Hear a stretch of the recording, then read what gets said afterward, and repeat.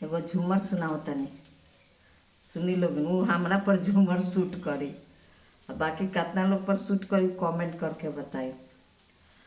लहरा लहर लहरायो रे गंगा जी के पनिया, लहर लहर लहरायो रे गंगा जी के पनिया। ओही जे पनिया में गोतनी दहैली, ओही जे पनिया में गोतनी दहैली। बैना के झंझट ओढ़ा गले हो गंगा जी के पनिया, बैना के झंझट ओढ़ा गल हो गंगा जी के पनिया।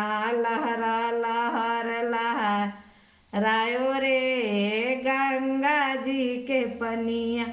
ओही जे पनिया में सासु दहैली, ओही जे पनिया में सासु दहैली। झगड़ा के झंझट ओरा गले हो गंगा जी के पनिया।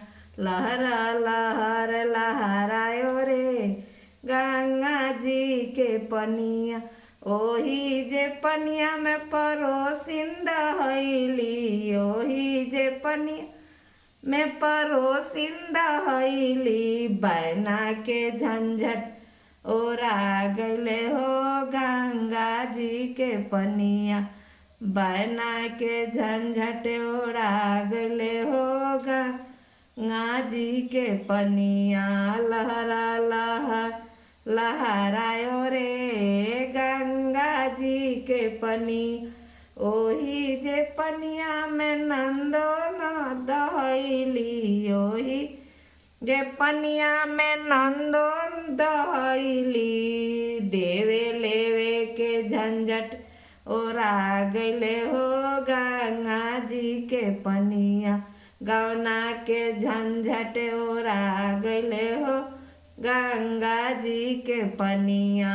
लहरा लहर लहरायो रे गंगा जी के पनिया। ओही जे पनिया में सासु दहैली, ओ ए पनिया में गोतनी दहैली।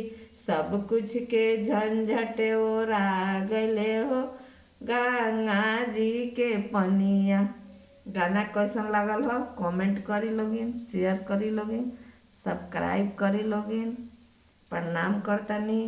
फरमाइशी गाना हम गा के सुनाइले, तो फरमाइश भी कर सकतानी लोगिन। अभी हम गावे आइल बानी, फिर सप्तमी में आएम सावन में। सप्तमी के पूजाई होला सावन के। सप्तमी के पूजाई पड़ल बा रोड़ा 31, सप्तमी पड़ल बा 31 जुलाई के। तो कोई गाँवे आवे के चाहता तो अपन टिकट करा ले हो, आया के अपना देवी देवता के पूजाई करे के चाहे तो आ सकता।